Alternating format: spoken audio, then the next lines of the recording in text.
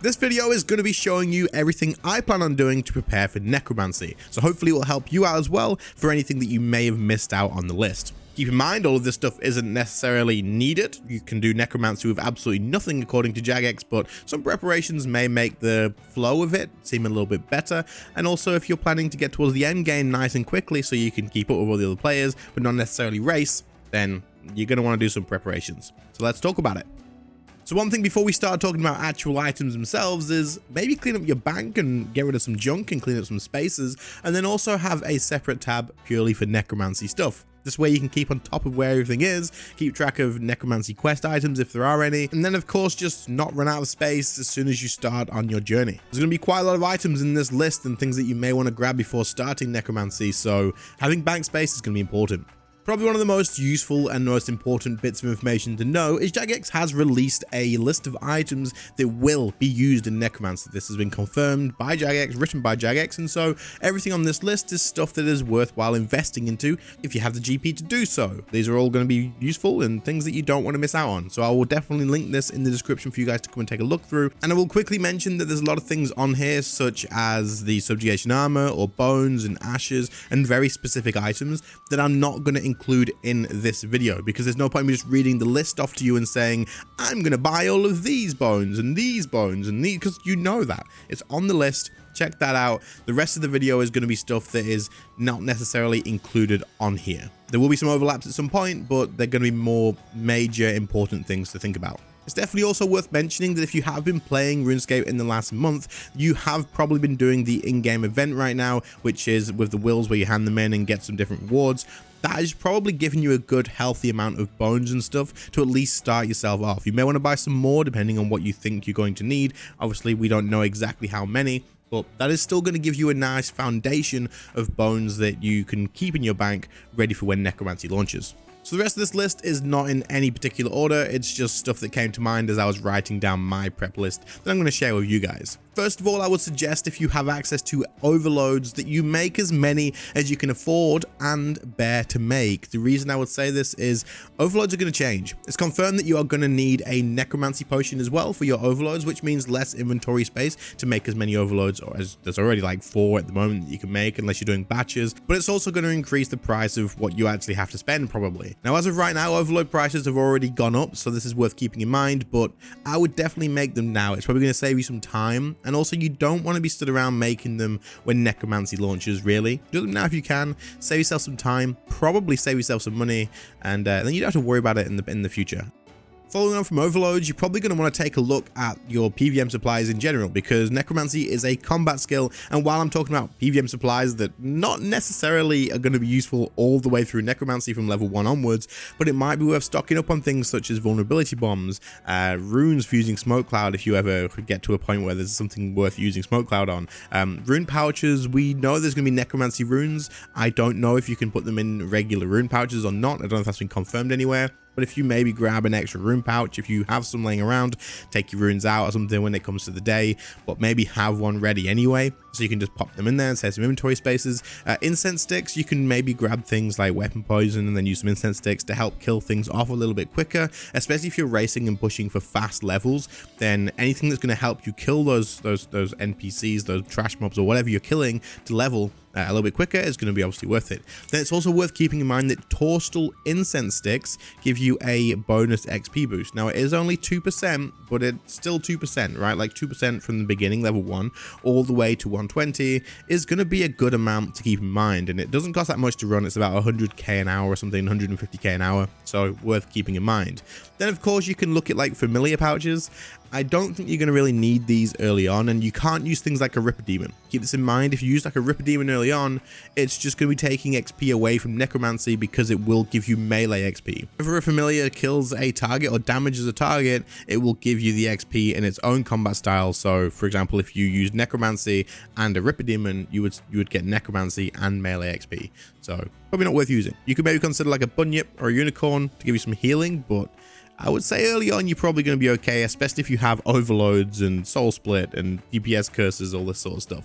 Another thing that has been confirmed by Jagex is that there is going to be another cape from Zug. So you're going to get another effect from that as well, of course, and you're going to want to have one of these, as even if you have a combined hybrid cape, they're going to break down and you'll have to get the Necromancy one to recombine them. Now, this doesn't mean you have to kill Zuk again once Necromancy comes out or anything like that, but it does mean that you are going to have to do the kiln with Necromancy to get the kiln cape at least.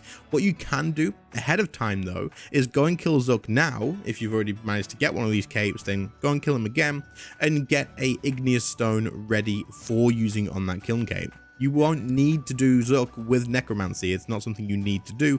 You can still recombine your capes. You can still get the cape straight away as long as you do the kiln with your Necromancy to get that, and then all you have to do is add the stone to it. So this is something you can prepare ahead of time. I have a few of these in the bank already, so if you do Zuk at all, you probably will have some unless you disassemble them or something. But yeah, this is definitely worth grabbing one of these. And then once you've got all the capes again, you can combine them all together and get your hybrid cape back. The thing that's been confirmed by Jagex is that there is going to be a tier 99 curse, the DPS curses from AOD for Necromancy as well, meaning you can get yourself a Prayer Soul Codex now, ready if you have the GP for it. Now, don't get me wrong, these are expensive as hell, so a lot of people probably won't be able to get this, but for the people that can, yes, it is probably going to be worth grabbing one of these ready for it, especially if you want to get a good advantage early on, because it'll make a big difference having the tier 99 DPS curse available to yourself while pushing and leveling Necromancy. Probably will help out quite a bit. So grab yourself a Prayer Soul Codex if you have the GP for it, and if not, well then add it to a to-buy list for the future at some point, whether that's halfway through or whether that's a hell of a long way down the line. Still going to be worth it.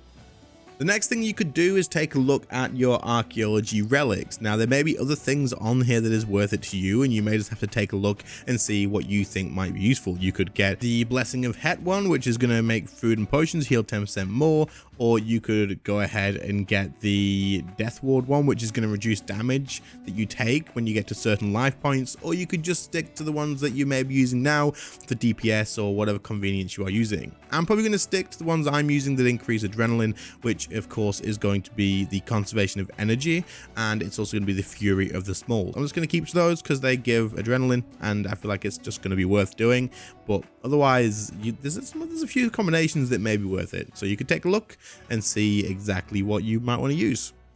Wrapping this up, there's two more that I want to talk about, but they kind of go together in a way, and that is going to be getting yourself either a hybrid set of armor, which you can then augment and put some perks on, and then also getting some perks ready for the gear that you get as well, because obviously Necromancy, the quest, is going to be giving you some gear to use, and so having some perks ready for that could definitely be a good idea. Now, the reason people are getting hybrid armor is so that they can put perks in it straight away, and of course having higher level hybrid armor, for example, I grabbed myself some Animacore of Siliske, you can use that to your advantage because it's level 80, you're going to get some better armor out of it, and you can also get the set effects as well, and you can have it augmented straight away. This is probably going to be better gear than what you get from the Necromancy questline until you actually are handed some power gear that gives you Necromancy stat bonuses. Now, that tends to be power gear, and I believe we're going to be getting that at around about level 70 gear.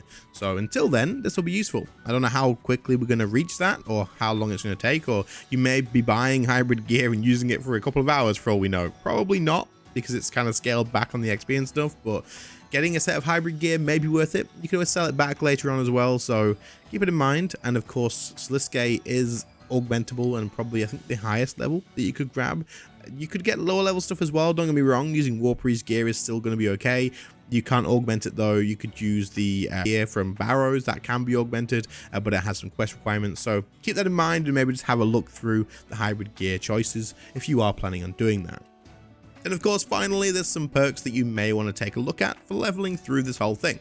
The Wise perk is going to give you a flat 4% bonus XP, so if you can grab yourself the Wise perk, could definitely be worth using. And then there can't be any harm in preparing some gizmos that have your regular best in slot combat perks on them, ready for when you do get some Necromancy gear. So say when you do get some power armor, you can slap your stuff on that straight away with your crackling, and you can put your aftershock on your weapons, and you can put your equilibrium on your weapons, and your enhanced devotion, impatient, biting, mobile, all this sort of stuff that you would normally have on your gear in game right now. You can pop it on there straight away and off you go. So that's another thing you could prepare, definitely. But the Wise perk is something to keep in mind if you are looking to level up quickly. 4% XP from the beginning to the end is not something to laugh at. It'll add up. And then if you stack that with the incense sticks as well, the torso ones for another 2%, you're laughing. It's a good amount of XP bonus, so keep it in mind. And those are the things that I plan on doing to prepare for Necromancy, along with obviously Jagex's list. Don't forget that, I just included it as one little thing, of course. So there's a lot of stuff that you may want to do. Now, I'm not saying you have to do all of this. You absolutely don't, so keep that in mind. But if you are planning on getting as prepared as possible, these are some good things that you can do. There likely will be some more stuff, so if you can think of any that I have not included on here, then drop them in the comments down below so other people can scroll through and have a good look and get prepared as well, and then they can share something that you maybe didn't know, and you know how it kind of works. Anyway, thank you all for watching. I appreciate it. Channel members and patron subs, I appreciate all of you guys as well. Thank you so much for supporting the channel and keeping it going and keeping me full time. You guys are amazing, and that's pretty much it from me today, so I'll catch you all in the next one. See you later, guys. Bye.